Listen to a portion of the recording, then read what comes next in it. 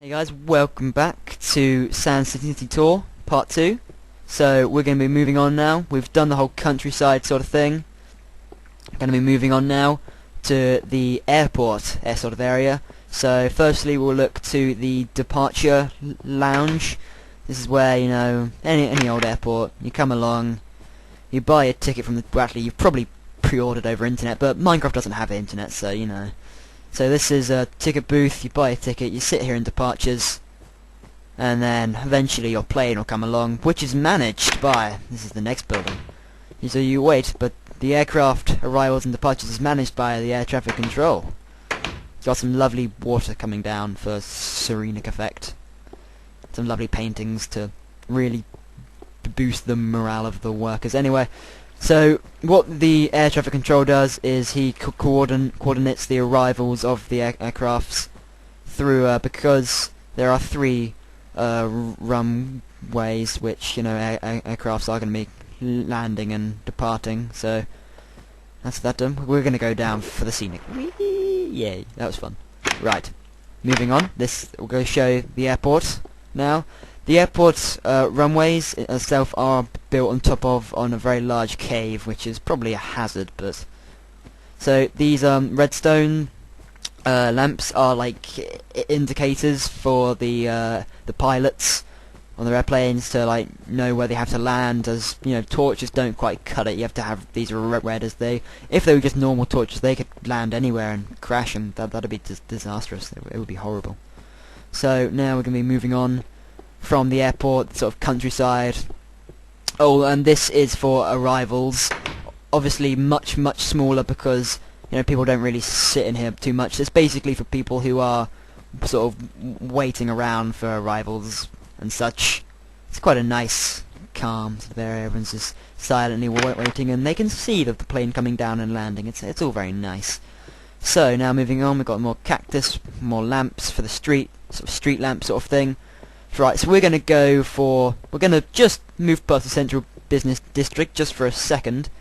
What we have here is a prison. It's a very harsh looking dungeon-like prison. Open door. This is sort of like an office area for the police officers. You know, very simple thing really. Floor is stone, everything's stone. We wanted to give that sort of like harsh, cold sort of look. We got like the iron doors to really give the effect of a harsh, cold environment. Obviously, nice paintings are only in these office rooms, and there we have a little air ventilation shaft. So moving on into the actual prison area. This door is always open because you can close it like that, but then there's something to do with like redstone and switches. It's just not very convenient. So basically, you open that up, you go in, and then you're locked in. There is no other way out, which I don't really want to go in there because then I'll be locked in, which would be unfortunate. So yeah, some rooms have nice views out, which they shouldn't really have, but you gotta give them like a view out the window. It would be harsh if they didn't. Basically, there's just a bed in there. For some reason, my texture pack is slightly bugging out. You can sort of see the beds hovering in midair. It's a bit odd. It's a bit odd. And this one is a bit small, cramped. Anyway, this is so that was the prison. You come out. So yep. There we go. That's the prison.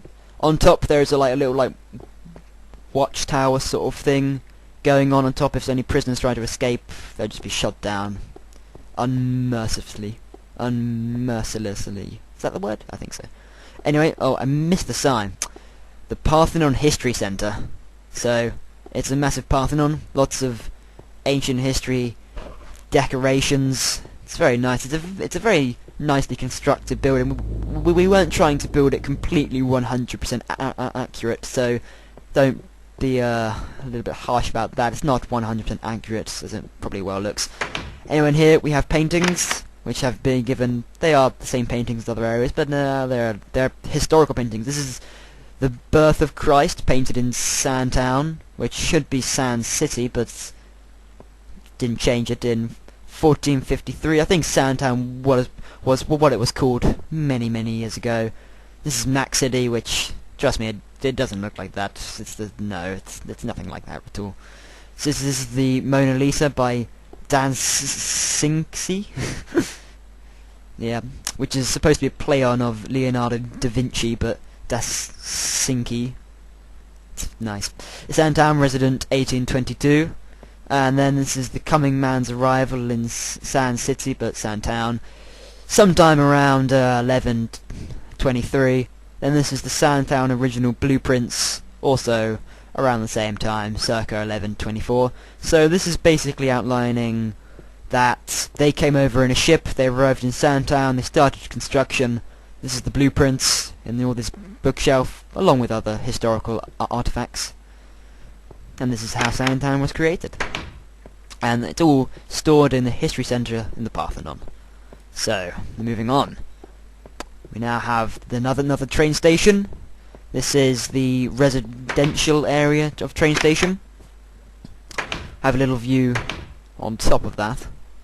It's very nice. We can see out into the clear blue ocean.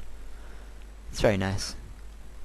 Right, so that concludes part 2 of our Sand City tour. Next we'll be moving on to the proper residential area, exploring all the houses and such. So I hope you enjoyed part 2 of the Sand City tour.